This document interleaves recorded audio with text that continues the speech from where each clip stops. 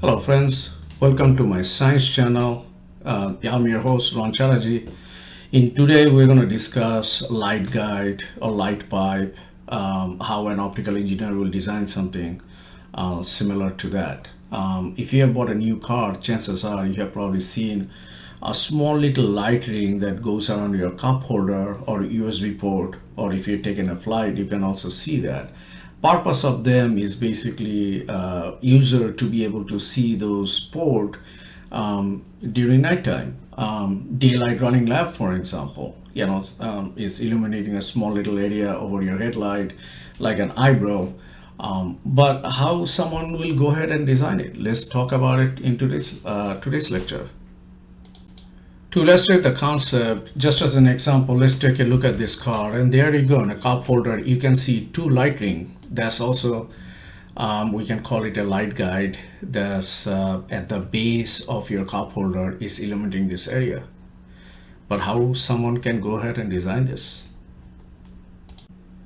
To demonstrate the concept, I here present a slide where you can see there's two medium, one both with the index of refraction N1 and N2.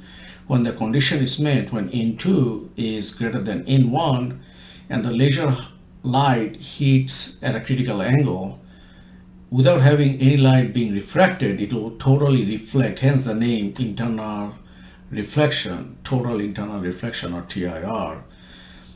Fiber optics cable pretty much operates the same way, where you're going to have core and clouding, and core is basically a glass pipe, and clouding basically create this N1 and N2 condition, and you're going to have a total internal reflection within that light pipe or a fiber, and light propagates through it. To demo the concept, here's a slide. You can think about elongated light pipe. Here N1 is air and N2 is polychromatic or PMMA, which has a higher index of refraction.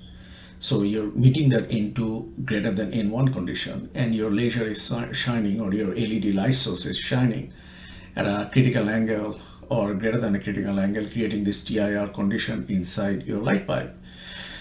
Now, small little prism or a texture or a tooth structure are being placed in the intersection of this reflection light that allows the light, some of the light, to extract out of this light pipe and hitting your eye, creating an homogeneous illumination or uniform illumination when someone look at this light pipe. So some of the lights are propagating through this TIR, but you're putting a whole bunch of small little texture, hundreds and thousands of them, depending how big this light pipe is.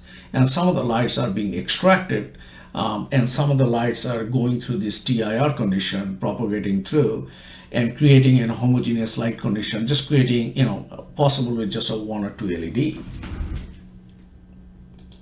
This slide from Synopsys probably does a better job than how I explained it before. As you can see, there's a whole bunch of light from one LED source that have been propagating through using the TIR condition. However, there's an extraction feature, which I explained, like a small little prism or texture that are being placed in this intersections of this TIR, that allowing some of this light to basically propagate out of the light pipe to the viewing direction. And so when someone looks at this pipe, it almost comes out as a diffuse, very natural, homogeneous light. But it's only one LED light source, not a whole bunch of them. But using one LED light source, but using a bunch of prism of the small little extraction feature, you're creating this visual perception of the light to be very homogeneous. So this is essentially what is a light guide or light pipe, a daylight running lamp, or you can make out of it as a cup holder or USB port, however you want to design it. But this is pretty much how you design one, but it has some tricks that we're going to talk about next. First thing I do when I have to create a light guide or light pipe, I start with a CAD model. Here in this case, I'm supposed to be putting a light guide around a USB port. So I take the USB CAD file, and using NX, I extract out a spline all the way to the source where my LED is going to be located. This feature or this curve is also called NURB curve, which is needed to use the software doing all the work for your light guide.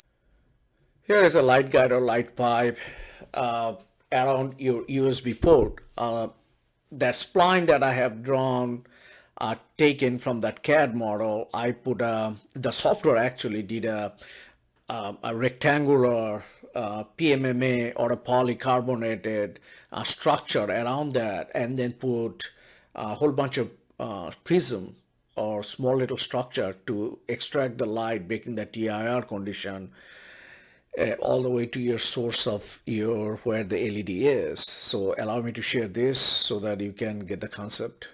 Okay, so you can see this is going around the USB port, making homogeneous light.